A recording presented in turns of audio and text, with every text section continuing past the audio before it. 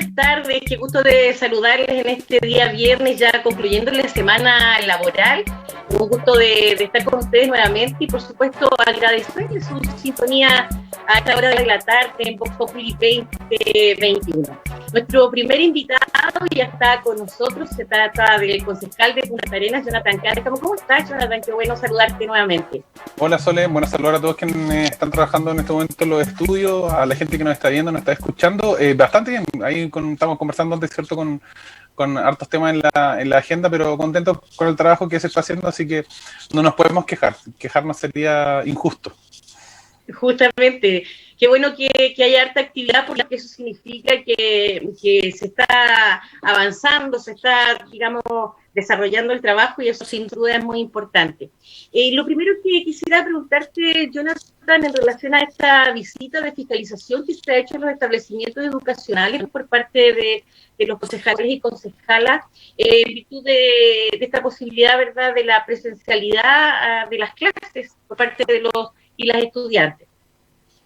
Mira, la verdad es que, bueno, como presidente de la Comisión de Educación, el día lunes sostuvimos una y, bueno, hemos tenido varias, pero el día lunes sostuvimos una y también durante la semana. Entonces, le dije a mis colegas que mi intención era poder ir a visitar a los establecimientos educacionales, a los cuales se sumaron 4 de los que son concejales, ¿cierto? La concejala Verónica Aguilar, don José Becerra, Alejandro Lati y Jorge Rico. Somos los que hemos ido a visitar los establecimientos.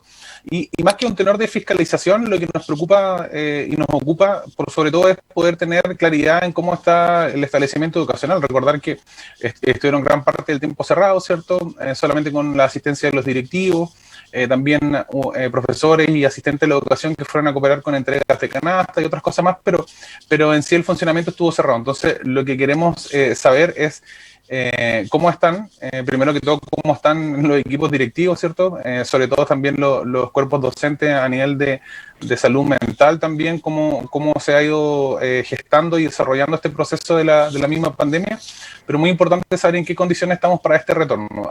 Se está trabajando en un calendario tentativo y es por eso que partimos con los liceos técnicos profesionales que estaban como primeros dentro de este calendario, que ojo que todavía no se informa y que todavía no ha sido comunicado. Es solamente un proceso como exploratorio, pero más o menos las fiscalizaciones van para allá. Y obviamente nos vamos encontrando con otras cosas que no se han arreglado hace mucho tiempo, y así una infinidad de pequeños detalles que, si los vamos sumando, van quizá obstaculizando este proceso de retorno seguro, pero no lo hace imposible.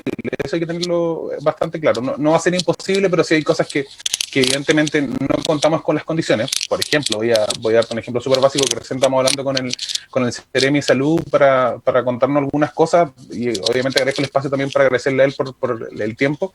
En los temas de ventilación, todos sabemos que las construcciones en Punta Arenas y en la región, en Magallanes, son ojalá con lo más herméticas posibles, por el tema del frío, ¿cierto? Y del clima. Entonces eso como que gran parte, no sé, los gimnasios tienen muy poca ventilación, fuera de que son grandes y altos, tienen poca ventilación, más allá que las puertas de acceso y las puertas de salidas de emergencia. Entonces hay cosas que tenemos que ir viendo también cómo hacer la operatoria, y nosotros como representantes de la ciudadanía, el foco está en que primero los apoderados reciban información fehaciente, a lo mismo las comunidades educativas, y que sea ojalá un retorno seguro y de manera paulatina y súper mesurado, para que quienes vayan a los colegios no tengan algún tipo de inconveniente, sobre todo con los temas del virus. Pero yo creo que se va a priorizar terceros, cuartos medios y primeros y segundos básicos en primera instancia en este retorno, según lo que se ha ido conversando. Ahora, de estas visitas, así en general, porque obviamente, como tú dices, hay todavía procesos que hay que informar, en fin, pero así en general, ¿cuál es la visión que te queda de lo que pudiste observar? Bueno, que las comunidades educativas no han dejado de ser quienes sostienen los establecimientos educacionales. Es una práctica que siempre se ha hecho y creo que no va a morir. Tenemos profesores que han estado pintando sus colegios, preparando los talleres para los estudiantes. Entonces yo creo que igual siempre hay que tener un agradecimiento de manera pública a quienes trabajan en la educación, ¿cierto? En la educación municipal, porque hacen más de lo que debiesen. Y eso es en oportunidades no reconocido, y hemos pasado también por temas que desde los representantes del ministerio de la región, y ahí hablo en específico en el Ceremi, en los espacios de pandemia, a veces hay un poco de descrédito hacia eso. Yo creo que es muy importante poner sobre valor eso.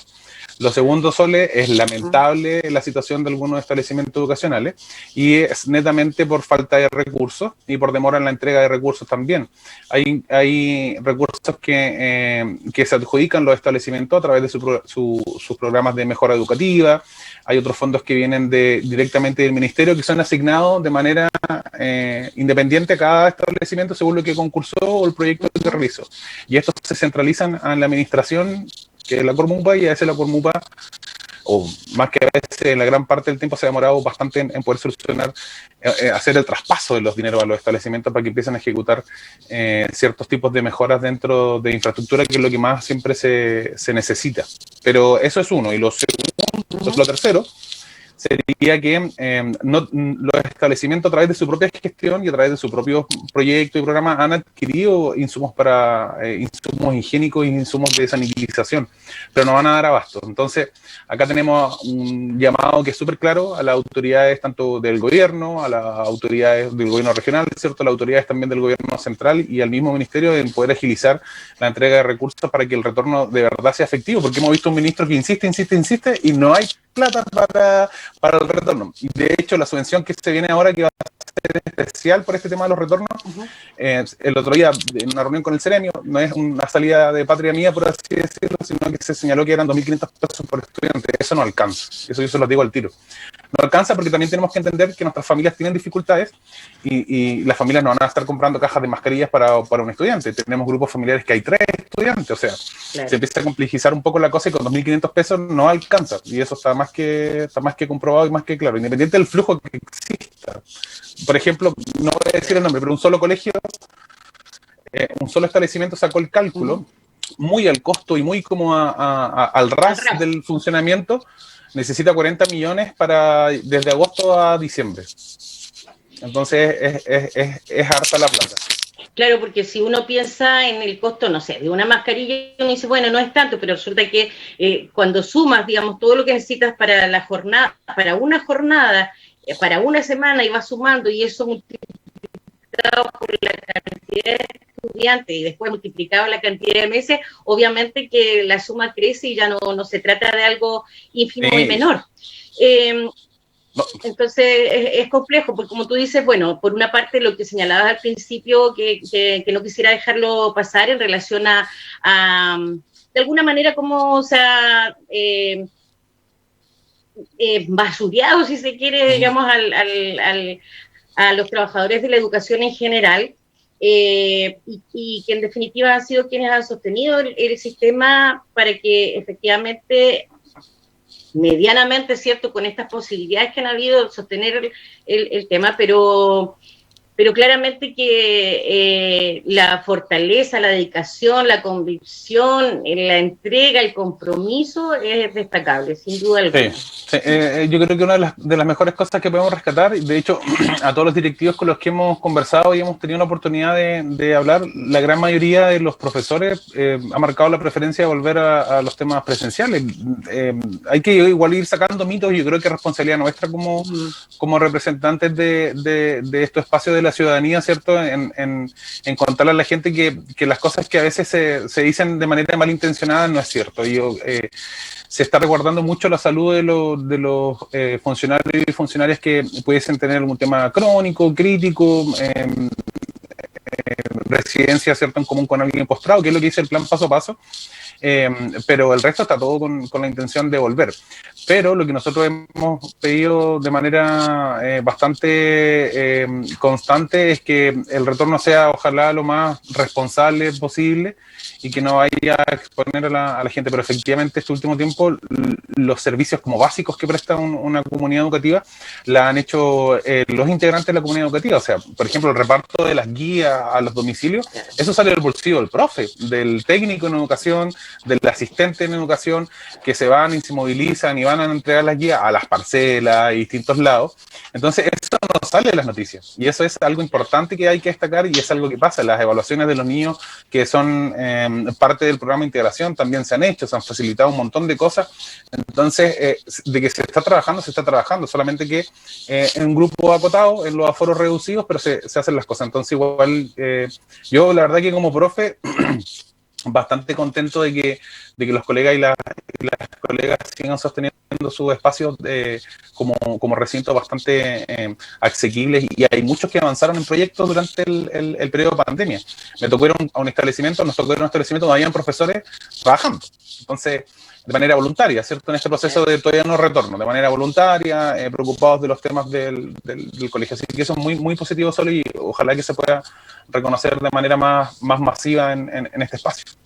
Así es, además de toda la, digamos, toda la creatividad que han volcado para poder efectivamente lograr la motivación de los estudiantes, de generar nuevas estrategias, de, como tú dices, con recursos propios, sostener una serie de acciones que no están contempladas, ¿verdad? Como lo que tú señalabas de la movilización, pero junto con eso, no sé, impresiones, bueno, el teléfono, la disponibilidad horaria, en fin, una serie de situaciones que no están como cuantificadas, ¿te fijas?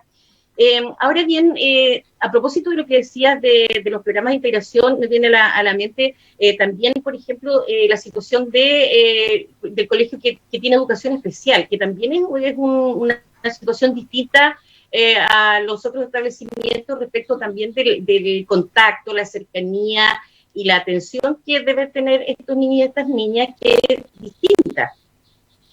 Sí, los niños y niñas en situación de discapacidad o con alguna capacidad diferente, o toda la gente que nos está viendo tiene que saber que cada establecimiento tiene un protocolo según la estructura, ¿cierto? La infraestructura, según el flujo de personas que tiene.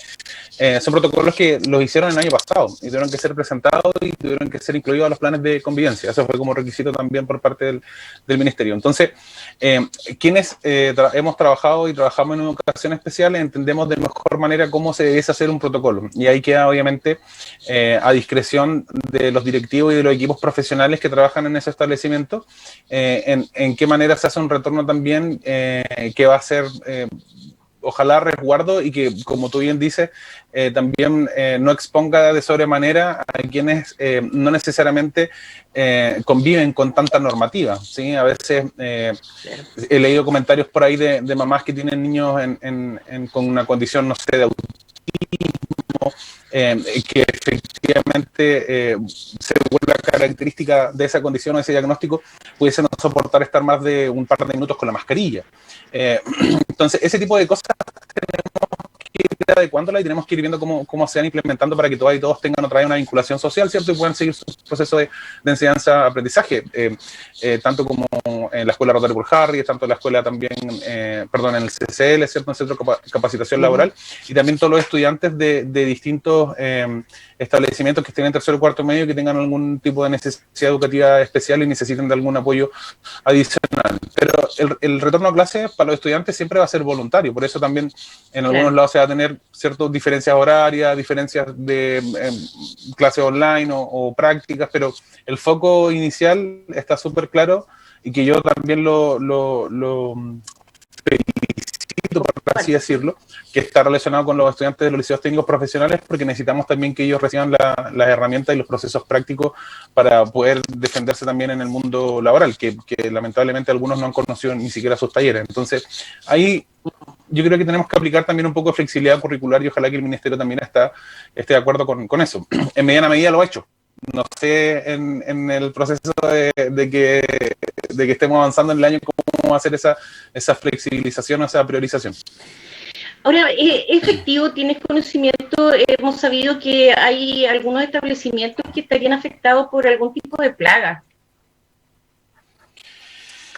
Sí, hay el otro día estuvimos en uno que había tenido un proceso de plaga de palomas. Y en teoría ha sido resuelto que ya las palomas no ingresen. eso es importante, que no ingresen al recinto. Pero, por ejemplo, ese proceso para que no ingresen lo hizo un ex apoderado, un directivo y un ex estudiante. No te creo. Lamentablemente los recursos escasean y acá un poco me cuelgo de la reunión que tuvimos el otro día con la directora nacional de los servicios locales de educación. Yo creo que nadie está en contra de la desmunicipalización. De hecho, yo no estoy en contra de ese proceso. Creo que le va a hacer muy bien a la educación pública. Creo que estamos todos en concordancia, ¿cierto? Que lo que estamos en contra en cómo se está llevando el proceso de implementación.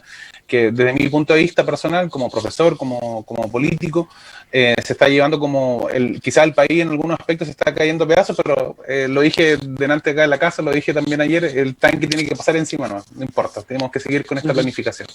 Entonces, esta ley no viene acompañada de recursos adicionales para las corporaciones, y hay muchas deficiencias en los procesos administrativos en todas las corporaciones de la región y del país.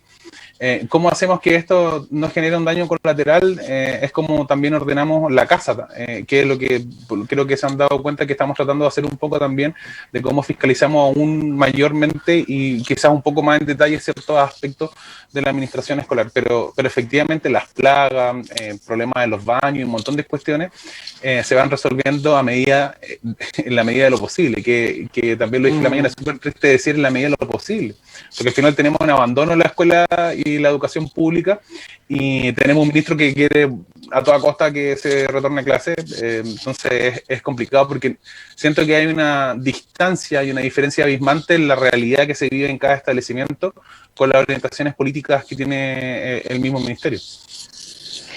Complejo. Ahora, bueno, obviamente que son, como decíamos al principio, muchas las tareas y los trabajos que se están emprendiendo de respecto de lo que se está haciendo en el Consejo en esta última etapa que nos quisieras comentar, aparte del tema de educación. Bueno, una de las cosas importantes que logramos, que dentro de la misma comisión de educación, fue generar la mesa de trabajo regional, que ya esperamos la próxima semana empezar a sesionar, van a llegar las invitaciones, a mí me toca como presidente de la comisión hacer los nexos. La reunión que tuvimos con los parlamentarios, que también fue algo que sugerí en su momento dentro de una sesión de consejo donde podamos participar todas y todos. Lamentablemente, y lo dije también en una publicación, el alcalde no quiso invitar a todos los gremios a esa reunión, y los parlamentarios también les pareció raro que no estén ahí. Eso yo creo que es una muy buena ganada en tan poco tiempo, porque esto de los servicios locales de educación está promulgado desde el 2017, estamos en 2021. Entonces hay algo también que pasó harta agua abajo ese puente y no se hizo mucho, más que un par de barquitos de papel por ahí, pero no se hizo nada más. De ahí otra de las cosas importantes que se pudo también acelerar fue el tema de la entrega de la leña y del agua, que era un tema bastante complicado, pero aún así hemos tenido algunos inconvenientes que nos han comunicado los vecinos y vecinas en torno de la entrega, ¿sí? Falta de comunicación y cosas que para cualquier persona pueden ser muy obvias, pero a veces la obviedad es donde hay que ponerle un ojo adicional. Hoy día, bueno, la presidenta de la Comisión de Salud, la concejala Verónica Aguilar, hizo una sesión, una reunión pequeña con el Ceremi para ver algunos temas del cementerio, la apertura del cementerio, y también los temas de cómo van a hacer las fiscalizaciones en los establecimientos educacionales, que también aprovechamos de comunicar. Y estamos tratando de avanzar en la gran mayoría de los frentes posibles, para ir también, entendemos que después como en la pandemia hubo como que se tapó la cosa, entonces ahora se destapó y está saliendo como todas las necesidades y la urgencia, pero estamos tratando de responderlas a todas en los tiempos, ¿sí? A veces nos preguntan cosas que pudiesen ser muy, muy sencillas para alguien, pero el aparataje burocrático, que ojalá cambie después de este proceso constituyente, nos facilita mucho las cosas, pero sí estamos con harto foco gran parte de los temas de educación, porque creo que conlleva un movimiento un poco más grande. Y de ahí, bueno, se están ya viendo, se sesionó medio ambiente también a cargo del concejal Becerra, donde vimos como un diagnóstico de las acciones que hay hasta el día de hoy de un área, y así hemos ido tomando las sesiones para ir también diagnosticando en qué situación estamos y hacia dónde tenemos que ir. Primero también tenemos que saber qué es lo que se hizo anteriormente, y para eso se citan a los directores de cada área para que nos cuenten y vayamos divisando qué es lo que se pueden hacer. Pero el foco siempre va a ser solo, yo creo, cómo nos reactivamos a través del turismo, a través de la economía de la ciudad, ¿cierto? el tema del deporte, el tema de la cultura y así sucesivamente. Todo creo que va sumando a que el tema vaya mejora, pero siento que gran parte del Consejo Municipal está con un foco bastante importante en el trabajo y estar en terreno, que era lo que más se nos pedía. Así es. Y antes de despedirnos, Jonathan, quería preguntarte de la situación vivida por el candidato o precandidato, no, candidato presidencial, Sí, Gabriel Boric, candidato Gabriel Boric, que tuvo la situación que vivió esta mañana en el penal de Santiago 1, en la visita a presos en el marco de la revuelta social, donde se vivió un incidente lamentable. Sí, yo creo que tenemos que partir por la base principal, que es el respeto que nos tenemos que tener todas y todos. Yo creo que es algo que lamentablemente hay fracturas que todavía no se han podido ni siquiera comenzar a recuperar o a mejorar en cierto sentido. Nosotros como Frente Amplio hemos vinculado todo tipo de violencia, ¿sí? Y de convergencia social, donde milito y milita también el compañero Gabriel Boric, hemos tratado de siempre presentar el diálogo y los espacios para la conversa, que algunos dicen que nos hemos convertido en medio amarillos, pero yo creo que el diálogo es el tema de lo que nos lleva a los encuentros. Lo condenamos severamente. Bueno, Gabriel subió un video, ¿cierto?, a sus redes sociales como diciendo que no iban a generar acciones ni nada por el estilo. Lo que preocupa es los niveles de seguridad dentro de los establecimientos carcelarios, los niveles de poca capacidad de reacción también en este tipo de situaciones. Y también hay que ser bastante entendedores y tener una posibilidad de comprensión. También hay una molestia, hay un poco entendimiento también de los procesos políticos, de los procesos de implementación de leyes. No es solo un diputado el responsable de una ley. De hecho, nosotros como Frente Amplio se ha aclarado 1000 veces que en lo particular se rechazaron muchas cosas, pero tenemos que quizás llegar a un acuerdo y un consenso que está en las primeras presentaciones del escrito de la ley, que también tenía unas letras chicas bastante difíciles de poder sacar de la discusión en lo particular, que esto ya es un tema más cierto legislativo, político, pero en algún momento estaban incluidos las agresiones a personal del SAMU, a bomberos y a otros dentro de los mismos espacios. Entonces, eso provocó que en un principio se aprobara y después se rechazaran ciertas cosas en lo particular. Pero lo condenamos, es lamentable, lo condenamos de manera enérgica, de manera bastante sincera, porque creo que hemos sido bastante respetuosos en la campaña que se ha ido desarrollando hacia nuestro candidato, y en ese entendido esperamos también del otro lado el respeto. Y también tenemos que entender que hay gente que le gusta prender también hogueras y ojalá tienen intención de tirar todo ahí, hacer una gran fogata, pero va a ser complicado. Yo creo y siento que desde el 2011, ¿cierto?, cuando parte la Revolución Pingüina, y todo lo que ha transcurrido estos últimos 10 años, ha ido demostrando que la polarización nos va alejando mucho más y hemos tenido muy pocos puntos de encuentro a nivel tanto como ciudadanía y como espacios políticos. Y también tenemos que reconocer que ciertas áreas de la política han sido bastante lejanas y han estado desconectadas de la realidad social, ¿sí? Sobre todo este último espacio de gobierno, que quizás ha aumentado el enojo que tenemos como integrantes de la sociedad. Tenemos temas tan importantes como el alza de los combustibles y un montón de cuestiones más que hacen que quizás andemos como muy enojados y muy enrayados. Pero nosotros siempre hemos condenado la violencia. Creemos que no es parte necesaria para esto, para construir un mejor país. Y lo otro que es importante, que dentro desde mi punto de vista, si hay gente que efectivamente pudiese estar recibiendo un castigo que no merece, pero hay otros que sí, ¿sí? Sobre todo cuando ya se atacó la propiedad privada, me refiero a los emprendedores, los negocios, comercios, una infinidad de cuestiones que sí hay gente que fue mala, por así decirlo, y hay otros que no estaban haciendo nada y están detenidos, y efectivamente eso no es justo. O sea, hoy día existen presos de la revuelta que efectivamente están teniendo un proceso viciado, y eso hay que verlo y hay que revisarlo, pero otros también entiendo que efectivamente cometieron errores y hicieron daño, y tienen que, como toda persona, si yo me equivoco, tú te equivocas y cometemos un daño hacia otra persona en la sociedad, tenemos que atenernos a las leyes que hoy día están vigentes, pero lo condenamos y esperemos que no pase más, porque si no, nadie puede tener una opinión diferente o salir a la calle y que te quieran pegar, que te quieran funar, como se dice hoy por hoy. Y también las redes sociales Sole aportan mucho a crear bueno, también un odio. obviamente que sí.